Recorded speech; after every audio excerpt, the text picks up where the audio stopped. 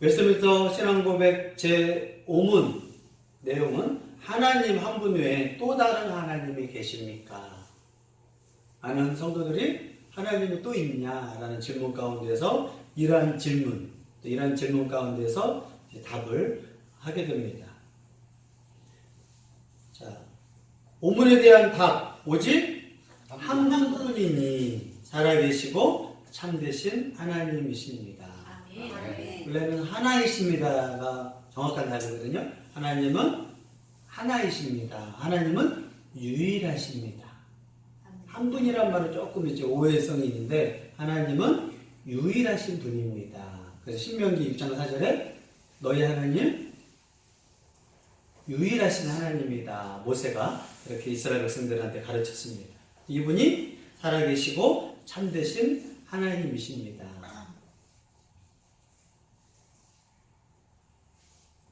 그러면서 이 질문은 다른 말로 하나님의 신격에 몇 위가 계십니까? 라는 질문이에요. 하나님 신격에 몇 위가 계십니까? 하나님 신격에는 하나님께서 가르쳐 주시기를 하나님의 신격에 3위가 계시는데 성부와 성자와 성령이십니다. 하나님의 신격 3위가 되시는데 성부와 성자와 성령이십니다. 이 3위는 한 하나님이며 본체가 하나요 권능과 영광이 동등합니다. 자, 하나님은 유일하시잖아요. 유일하신데 3위로 복합성을 띠시는 거예요. 복수의 하나님이에요. 유일한 복수의 하나님. 유일한데 복수의 하나님. 하나님은 유일하신데 그 유일한 줄 알았는데 그 유일성 안에 복수가 계신다. 그것을 삼위라고 가르쳐주고 있습니다. 그래서 우리가 주일날 예배 드릴 때 성부 하나님께 예배 드리는 게 아니라 성부 하나님, 성자 하나님, 성령 하나님께 예배를 드려요. 그래서 우리가 찬양만 드리는 건 성부 하나님만이 아니라 성부 하나님, 성자 하나님, 성령 하나님 예배를 드리는 거예요. 왜요? 똑같은 한 하나님, 같은 신성을 가지고 계시고 같은 권능, 영광이 동등해요. 그러나 초대교회에는 하나님이 순위가 있다고 생각했어요. 제일 높은 분이 성부 하나님, 두 번째 순위가 성자 하나님, 세 번째 순위가 성령 하나님. 이것을 이단이다. 하나님은 동등하시다. 똑같은 영광, 똑같은 능력, 똑같은 권능. 그래서 우리가 예배할 때도 기도할 때도 삼위 하나님께 예배하고 찬양하고 기도하는 거예요. 요한복음에서 이 삼위 하나님에 대해서 설명을 합니다. 같이 읽습니다. 영생은 곧 유일하신 참 하나님과 그가 보내신 예수 그리스도를 아는 것입니다. 구원받는 걸 다른 말로 영생한다고 해요. 구원받습니다. 요한복음에서는 그 구원받았음이 영생, 죽어도 하나님과 함께 영원히 사는 것을 요한복음에선 구원받았음을 영생이라고 표현합니다. 근데 영생 받는 방법, 구원하는 방법이 뭐냐? 유일하신 참 하나님, 또 그가 보내신 예수 그리스도, 성자 하나님을 아는 것이 구원받는 방법, 영생 아는 방법이다라고 했어요. 그래서 지구대모가 찾아왔을 때 선생님 어떻게 구원받습니까? 묻지 않고 어떻게 해야 영생합니까? 라고 했어요. 구원받는 방법을 다른 말로 영생이라고 했는데 영생하는 방법은 뭐라고요? 유일하신 참 하나님과 참 하나님이 보내주신 성자 예수님을 아는 것이 구원받는 비결, 영생하는 비결입니다. 이걸 이제 성경적으로 자세히 풀어서 설명을 합니다. 다시요. 하나님은 유일하신데 복수성을 가지고 계신다. 복수성도 삼위. 그래서 성부, 성자, 성령. 히브리어 성경, 구약 성경에는 단수, 쌍수, 부부, 쌍, 그리고 복수예요. 헬라어에는 그냥 복수라고 하는데 히브리어 언어에는 단수, 쌍수, 복수가 있어요. 그래서 남녀가 한 쌍일 땐 쌍수, 사자, 암컷하고 수컷이 있을 땐 한 쌍이라고 해요. 쌍수라고 말하고, 이제 세 가지 이상을 말할 때 복수라고 해요. 히브리어에서. 하나님은 유일하신데 복수성이 있다. 바로 삼위가 계신다라는 뜻이에요. 성부, 성자, 성령. 이걸 삼위일체다라고 이제 신학자들이 용어를 사용하게 되었습니다. 세 분이 하나의 신성, 권능과 영광이 동등하다. 우열을 가려서는 안 돼요. 그러면 구약에 하나님이 삼위로 계신 증거가 있느냐? 구약에는 유일하신 하나님이 많이 나오는데 유일하신 하나님 중에 삼위가 계신다는 흔적, 증거들이 나타나는데 창세기 1장 26절에 나옵니다. 뭐라고 말했느냐? 하나님이 이르시되 우리의 형상을 따라. 창세기 1장 26 보니까 하나님이 이르시는데 우리라고 하는 거예요. 누가 말하냐? 하나님이 말하는데 우리라고 하는 거예요. 우리끼리 우리의 형상을 따라 만들자. 우리의 모양대로. 누가? 우리가. 사람을 만들고 그들로 바다의 물고기와 하늘의 새와 가축과 온 땅과 땅에 기는 모든 것을 다스리게 하자 하시고. 누가 말씀하셨냐? 하나님이 말씀하셨어요. 근데 이때 창세기 구약 성도들은 이해를 못했어요. 왜? 하나님은 유일하신 하나님, 한 분 하나님, 모든 다른 신들은 가짜다, 우상인데 하나님은 유일하다고 자꾸 가르쳤는데 하나님이 우리의 형상을 따라 우리의 모양대로 우리가 사람을 만들자. 홀로 만드신 게 아니라 우리라고 하는 하나님이 이렇게 사람을 만들고 만물을 창조했다라고 창세기 1장 26절에 나와요. 또 하나 대표적인 게 있는데 창세기 11장 7절. 자, 우리가 내려가서 거기서 그들의 언어를 혼잡하게 하여 그들이 서로 알아듣지 못하게 하자 하시고, 바벨탑 사건이 있은 다음에 하나님이 내려왔다고 하는데 우리가 내려가서 보자. 하나님의 복수성을 설명하고 있습니다. 그래서 구약의 증거, 삼위 하나님이 유일하신데 이런 복수의 증거가 있어서 하나님은 유일하시지만 복수성을 가지고 계신다. 그걸 삼위일체라고 합니다. 우리라는 표현. 쌍수가 아니라 복수구수입니다. 또 우리라고 하는 것은 하나님이 스스로를 부르셨어요. 그래서 하나님은 유일하신데 복수로 계시는구나, 삼위로 계시는구나. 그래도 구약에서는 하나님이 삼위인 줄 몰랐어요. 복수는 이제 알잖아요, 그죠? 근데 숫자 3인지 4인지 5인지 몰라요. 2는 아니에요.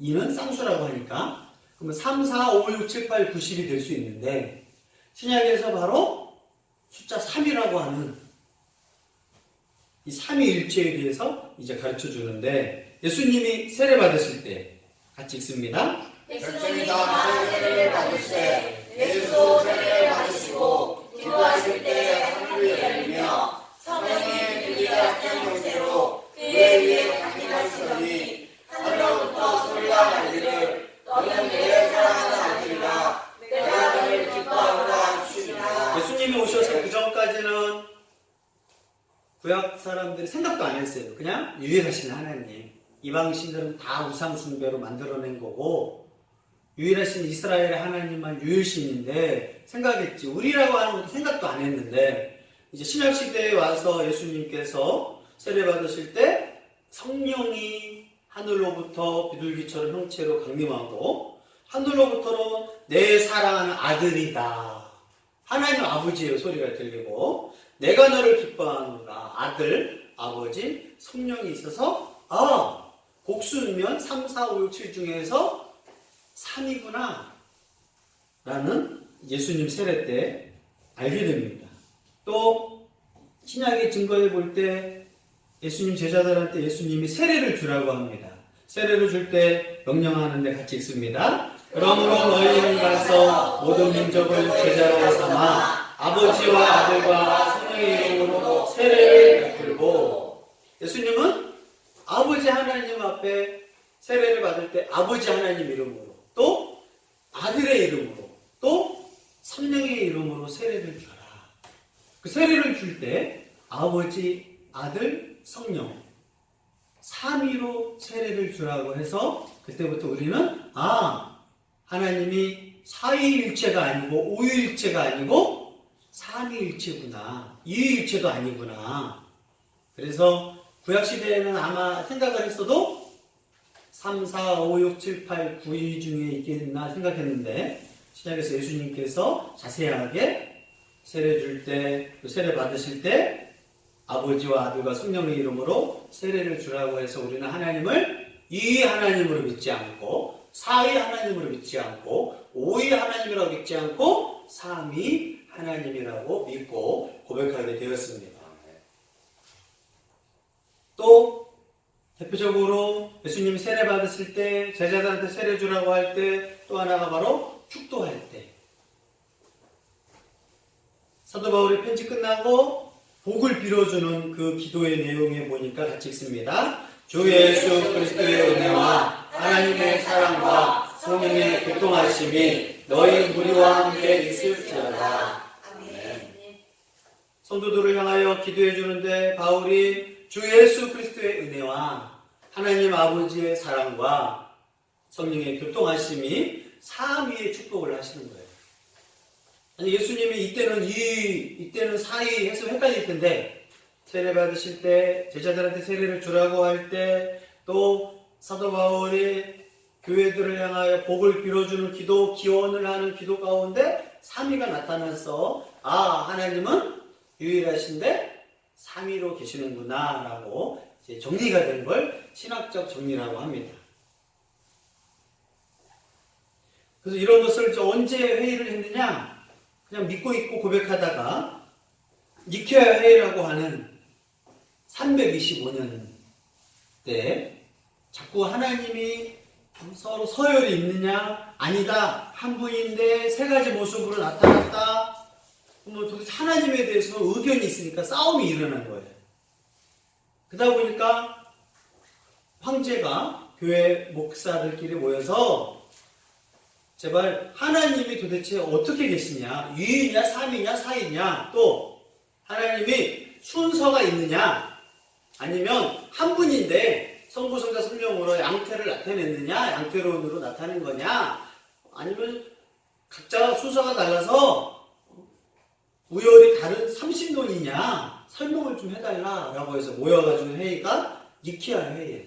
왜 니케아 회의라고 하느냐, 그 지역 이름이 니케아 지역에서 모여서 니케아 회의라고 합니다.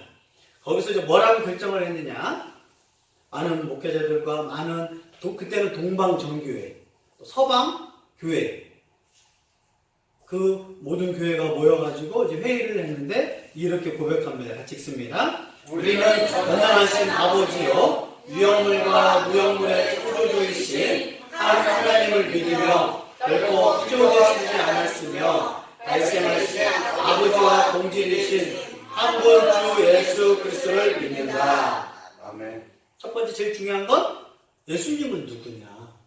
하나님의 아들인데 하나님이랑 동등하냐? 하나님보다 부족하냐? 그 문제가 이제 하는 거예요. 우리가 믿는 예수님이 누구냐라고 말해야 할 거 아니에요. 자, 예수님을 믿고 세례를 받습니다. 그럼 예수님은 누구입니까?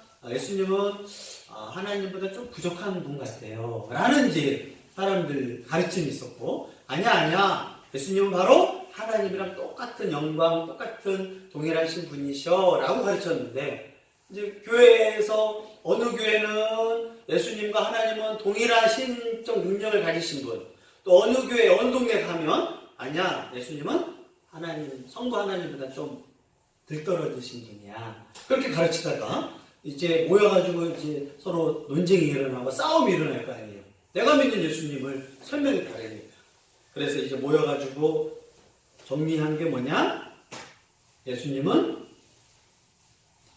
성부 하나님과 동일하시다. 그래서 그분도 창조하셨다라는 똑같은 성부 하나님과 성자 하나님과 성령 하나님이 동일하다고 하는 325년 첫 삼위일체 회의를 통해서 가르쳐 주는데, 그때 황제가 콘스탄티누스예요. 이 당시에는 이름이 다 라틴어니까, 라틴어는 대부분 이름에 우스, 누스 막 그래요. 콘스탄티누스 황제가 교회 분쟁을 해결하기 위하여 니케아 지역에서 모여서 325년에 이 삼위일체 교리를 채택하게 됩니다. 삼위일체 하나님과의 관계는 같이 읽습니다. 그 성자 예수님은 근본 하나님의 본체시나 하나님과 동등됨을 취할 것으로 여기지 아니하시고, 빌립보서 2장 6절 보니까 성자 예수님도 하나님이신데 성부 하나님과 동일한 걸 생각을 아니하시고 그걸 버려두시고 이 땅에 죄인 사람들을 구원하고 싶어서 이 땅에 내려오셨다라고 빌립보서 2장 6절을 통해서, 그분은 원래 하나님이신데 십자가에 오시면서 하나님과 동등됨을 취하지 않고 십자가에 직접 죽으시면서 인간의 몸을 입고 내려오신 하나님이다. 하지만 그분은 성부 하나님과 동일한 신적 능력, 영광, 권능을 가지고 계신다라고 빌립보서 2장 6절을 통해서 삼위일체를 만들게 되었습니다. 성부 하나님과 권능, 영광, 능력, 무한성, 전지성, 전능성, 무소부재가 똑같다. 이게 성자 하나님과 성령 하나님의 동일성을 가르쳐 줬습니다. 그러면 삼위일체 하나님과의 관계는 어떻게 되느냐? 능력, 권능은 다 똑같은데 사역에는 차이가 있다. 대표적으로 성부는 어떤 사역을 하시느냐? 설계를 담당하십니다. 그래서 창조하고 인간을 구원하겠다고 했을 때 사역하시는데 예정하시고 설계, 디자인을 설계하시는 분이 성부 하나님의 사역이고, 성자 예수님의 사역은 대표적인 사역이 중보자예요. 중보자. 하나님과 사람 사이를 회복할 수 있는 분은 중보자가 필요한데 그분이 바로 성자 예수님이다. 그래서 예수님은 모든 구원 역사는 그리스도를 통해서만 구원의 역사가 나타났다. 또 성령 하나님은 대표적으로 뭐라고 부르냐? 사역이 보존하셔요. 이 지구, 우주 만물을 보존하신 사역은 성령님 하십니다. 나라와 나라가 전쟁이 일어나서 다 핵폭발이 터지고 없어질 것 같은데 그걸 누가 맡고 계시고 보존하시느냐? 성령 하나님. 핵전쟁으로 세계가 멸망할 일은 없다. 왜냐고요? 성령 하나님이 보존하시니까. 창조의 해와 달과 우주의 행성이 지구에 떨어질 일이 있어요? 없어요? 없다. 성령 하나님이 우주 만물을 만드시고 그것을 잘 돌아가게 보존하시는 분. 지구는 태양으로부터 태양이 조금만 이사 간다거나 지구가 조금만 나가는 순간 우리는 뜨거워 죽거나 얼어 죽어버려요. 이 모든 걸 누가 지키고 있느냐? 과학자가 아니에요. 우연이 아니에요. 성령 하나님이 이것들을 지키고 계셔요. 언제까지? 예수님 재림에서 멸망할 때까지 지켜주시는 분이 바로 성령 하나님. 사람들이 좀비 때가 와가지고 멸망당할 것 같잖아요. 그런데 이 모든 사람의 양심을 지켜주는 거, 나라가 그나마 돌아가게 하는 거, 범죄가 있지만 우주의 지구상에 있는 것들이 잘 돌아가는 것도 누가 지켜주시느냐? 성령님의 사역이에요. 성령님은 하나님과 그리스도의 사역을 또 완성하셔요.